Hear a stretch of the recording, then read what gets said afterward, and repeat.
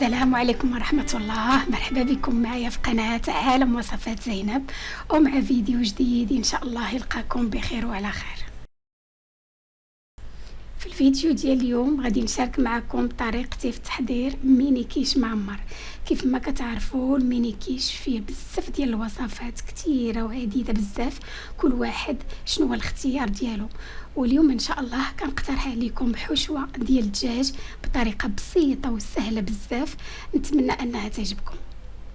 وغادي نرافقوا لي ميني كيش ديالنا ان شاء الله بسلطه ديال الفواكه منعشه وغنيه بالفواكه الموسميه. نتمنى انها تنال الاعجاب ديالكم. باش تشوفوا طريقتي في تحضير لي ميني كيش، بقاو معايا نشوفوا مع بعضنا المقادير والطريقه ديال التحضير.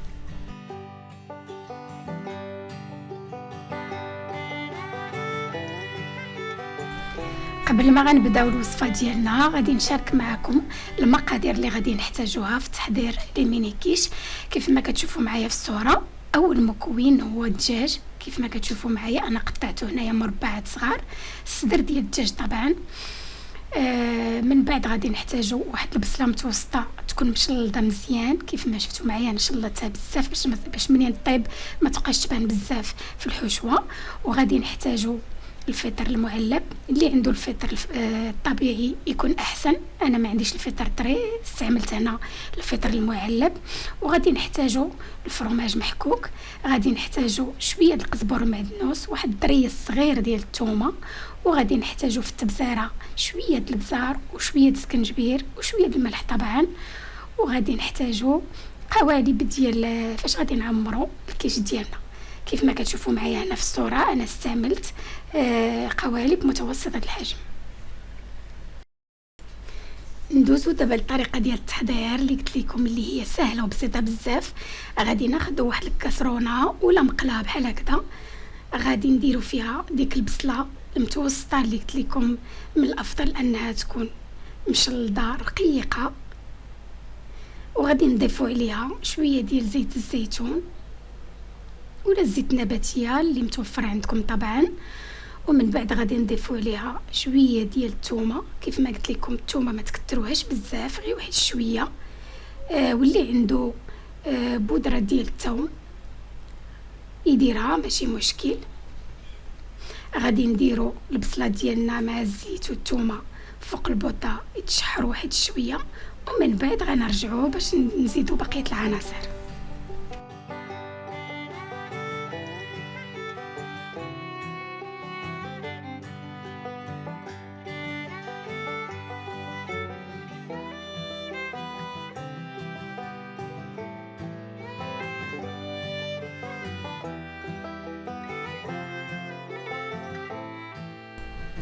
منين تتشحر لينا البصله مزيان كيبدا يتبدل اللون ديالها، كنضيفوا القطع ديال الدجاج اللي قطعناها مربعات كيف ما قلت لكم من قبل، وكنضيفوا شويه ديال القزبر والمعدنوس،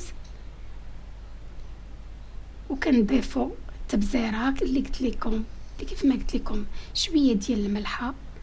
ما نكتروش الملح حيت الفطر حتى هو راه تيكون مالح.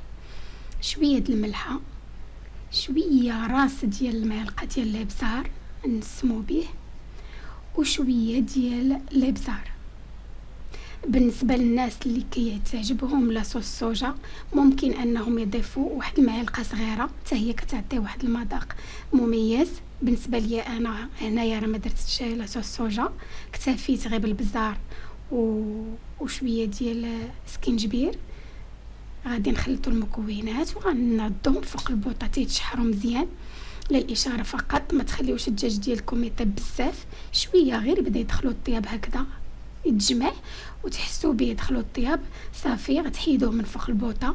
وغادي تضيفوا ليه الفطر. كيف ما شفتوا معايا انا الفطر راه قطعته واحد شويه حيت العلبه شي مرات كتلقاو فيها شي طريفات كبيبرين، غادي نقطعوه طريفات صغار. كيف ما قلت لكم اللي عنده الفطر الطري من الاحسن انه يديرو، اللي ما عندوش ممكن انه يستعمل الفطر المعلب كيف ما درت انا. وبالنسبه للناس اللي كتعجبهم السبانخ، الا كيتوفروا على السبانخ ممكن انهم يعوضوا الفطر بالسبانخ حتى هو راه كيجي زوين. المهم واحد فيهم صافي. منين كنخلطوا الفطر مع الدجاج كنردوه فوق البوطه واحد شويه حتى يتشحر معاه مزيان، والمقله ديالنا كتنشف تماما من ديك الماء اللي كيطلق الفطر كتنشف. ومن بعد صافي كنحطوها على جنب وندوزو دابا باش نحضروا لاباغاي اللي غادي نعمروا بها الكيش ديالنا.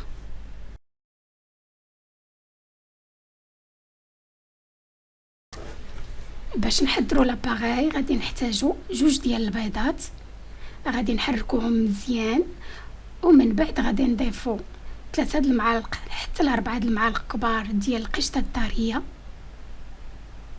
وغادي نزيدوا عليها تقريبا واحد نص كاس د الحليب باش نخففوها، وغادي نضيفوا شويه د الملحه شويه د الابزار وغادي نخلطوا مزيان، ومن بعد ندوزوا للمرحله المواليه. بالنسبه الى ما توفرش لكم القشطه الطريه ممكن انكم تعوضوها بضانون مسوس، حتى هو راه كيجي الطعم ديالو لذيذ في الكيش. غادي نعوضوا القشطه الطريه بضانون مسوس، نديروا واحد حتى هو فيه 3 أو 4 ديال المعالق على حسب العدد اللي غادي نحضروا. انا هنا كيف ما شفتوا معايا درت 4 ديال المعلقات تقريبا كبار كيف ما قلت لكم، وضفت عليهم شويه ديال الحليب باش نخففوها وخلطت مزيان. ودابا ندوزو باش نعمروا الكيش ديالنا.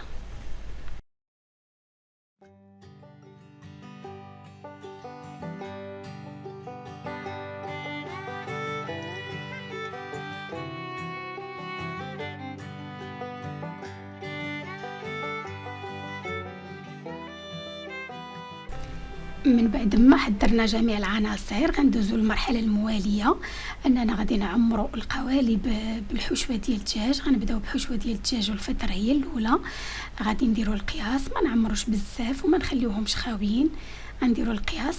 ومن بعد غادي نزيدوا لهم لاباغي اللي حضرنا بالبيض ولا كريم فريش، ومن بعد غادي نزيدوا الفرماج محكوك. نخليكم مع الصور.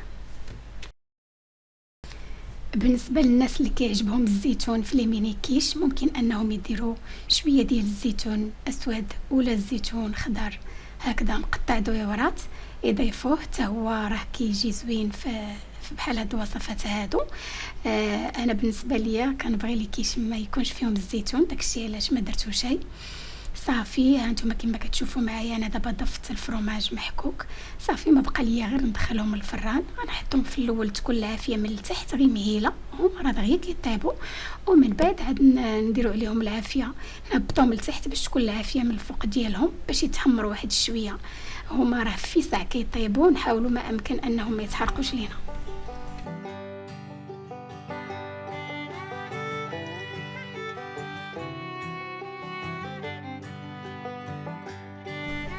باش نرافقوا الطبق ديالنا غادي نحاولوا نحضروا مع بعضنا سلطه ديال الفواكه اللي غادي نخدموا فيها الفواكه الموسميه. ما غاديش نتقيدوا بواحد النوع من معين من الفواكه اللي متوفر عندنا في الدار، كافي. غادي ناخذوا الفواكه ديالنا غادي نغسلوهم مزيان ونقيوهم، وباش نقطعوهم هكذا طريفات صغار كيف ما شفتوا معايا هنا. انا خديت التفاح نقيته، وعندي الفاكهه ديال الكيوي نقيته حتى هو. غادي ناخذ البنان، ناخذ شويه ديال الرمان، وغادي نحاول نقطعهم طريفات صغار، وغادي ان شاء الله نزيد عليهم العصير ديال الليمون باش نحضروا سلطه تكون غنيه ومنعشه في نفس الوقت.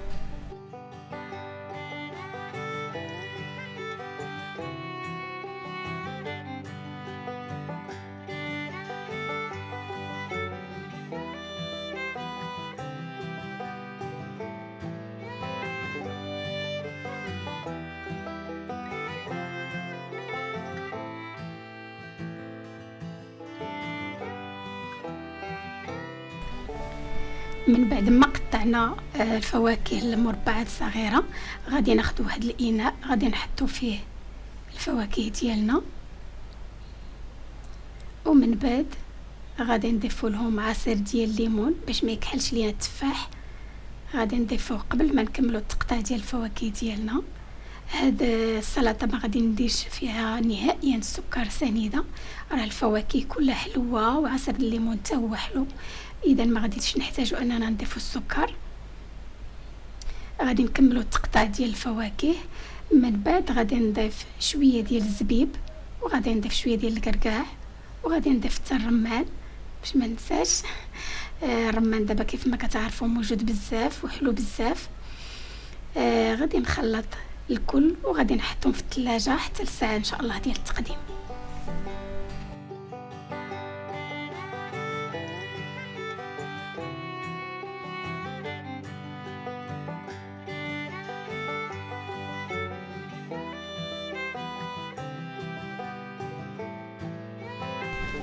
من بعد ما طابوا لي كيش خرجتهم من الفران. هذا هو الشكل ديالهم كيف ما كتشوفوا معايا في الصوره. وكيف ما قلت لكم لي كيش منين دخلتهم الفران درت العافيه من عليهم من التحت واحد شويه، ما تكونش مجهده بزاف، يتحمروا غير واحد شي شويه، ومن بعد كنهبطوهم من التحت تكون العافيه عليهم من الفوق باش يتحمر واحد شويه ويذوب الفرماج مزيان وياخذوا داك اللون الذهبي. وبالنسبه لسلطه الفواكه اللي شاركت معكم، هذا هو الشكل ديالها. كيف ما كتشوفوا اللون ديالها جميل والالوان متناسقه بزاف. وكيف ما تبعتوا معايا راه ما استعملتش كميه كبيره ديال الفواكه، راه غير وحده من الحاجه راه كافيه وكتخرج لينا كميه كبيره، خصوصا اننا كنضيفوا لها العصير ديال الليمون. هاد السلطه هذه هي منعشه وغنيه بزاف. كتحضر كيف ما شفتوا معايا في وقت وجيز. كنتمنى انها تكون نالت الاعجاب ديالكم.